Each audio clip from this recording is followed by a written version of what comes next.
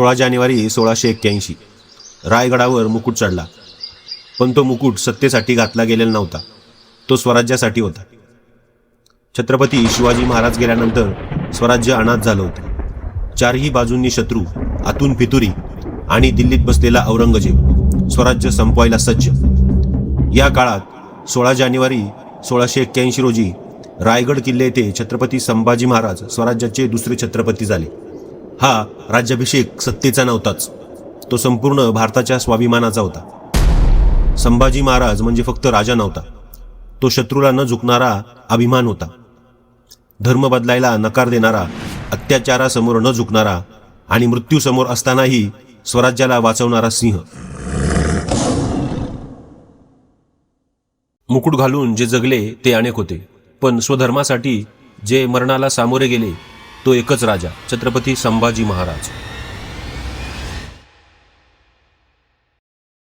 1967 गोवा जनमत चाचणी. गोव्याने स्वतंत्र राज्य राहायचे की महाराष्ट्रात विलीन व्हायचे यासाठी भारतातील पहिली आणि एकमेव जनमत चाचणी घेण्यात आली.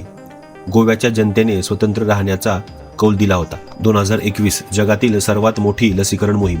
भारताने कोरोना विरुद्धच्या जगातील सर्वात मोठ्या लसीकरण मोहिमेला सुरुवात केली होती. 2003 कल्पना चावला यांचे दुसरे अंतराळ उड्डाण. भारतीय वंशाच्या अंतराळवीर कल्पना चावला यांनी कोलंबिया या अंतराळ यानातून आपल्या दुसऱ्या मोहिमेला सुरुवात केली. दुर्दैवाने परतताना या यानाचा अपघात झाला होता. 2016 स्टार्टअप इंडिया प्रारंभ. पंतप्रधान नरेंद्र मोदी यांनी भारतात नवउद्योगांना चालना देण्यासाठी स्टार्टअप इंडिया या महत्त्वाकांक्षी योजनेची अधिकृत घोषणा केली.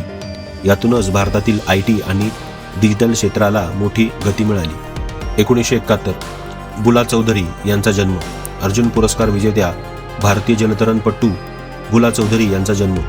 7ही समुद्रातील खाड्या पोहून पार करणाऱ्या त्या पहिल्या भारतीय महिला ठरल्या आहेत.